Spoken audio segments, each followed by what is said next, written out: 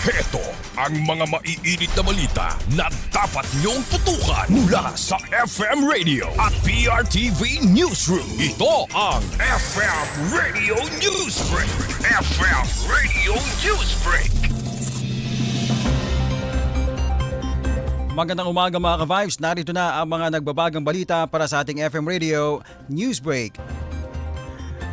Nanawagan ng International Coalition Human Rights Group in the Philippines sa International Criminal Court na bilisan ang paglabas ng arrest warrants laban sa mga opisyal na pinangalanan sa war on drugs ng dating Pangulong Rodrigo Duterte. Ayon sa grupo, kritikal ang Pebrero 23 na pagdinig sa kumpirmasyon ng mga kaso para sa katarungan ng mga biktima, kabilang sa mga pinangalanan nila Senador Ronald Bato de la Rosa, Senador Bongo at dating Justice Secretary Vitaliano Aguirre II.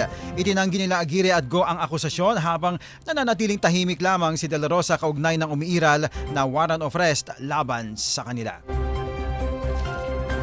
FM Radio Newsbreak. FM Radio Newsbreak.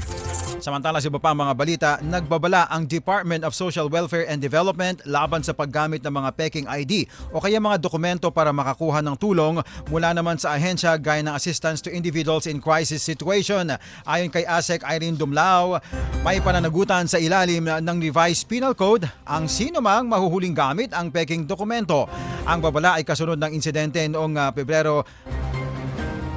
February 11 kung saan isang lalaki ang nahuling nagpapakita ng peking PWID at para humingi ng tulong medikal sa NCR office naman ng DSWD. Agad itong nireport sa Barbosa Police Station at pinayuhan ng publiko na i-report ang sino mang gamit ng peking dokumento upang maiwasan naman ang panlilinlang. FM Radio Newsbreak. FM Radio Newsbreak. Samantala sa iba pang mga balita, iginiit ng Philippine Navy na matatag at mataas ang moral ng mga sundalo sa West Philippine Sea sa kabila ng tensyon sa pagitan naman ng Pilipinas at China. Ayon kay Rear Admiral Roy Vincent Trinidad, nauunawaan ng tropa ang kanilang mandato at literal na nasa frontline kaya hindi sila naapektuhan ng politika. Binigyang diin ng opisyal na ang kalaban ay ang mga dayuhang nanghihimasok at hindi ang kapwa Pilipino. Samantala, patuloy naman ang modernisasyon ng Navy at regular na patrol sa mga disputed waters bilang bahagi ng seguridad sa bansa. FM Radio Newsbreak. FM Radio Newsbreak.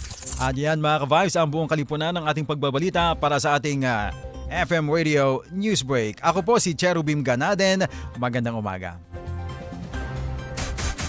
Inyong narinig ang FM Radio Newsbreak dito sa FM Radio, Favorite Music Radio.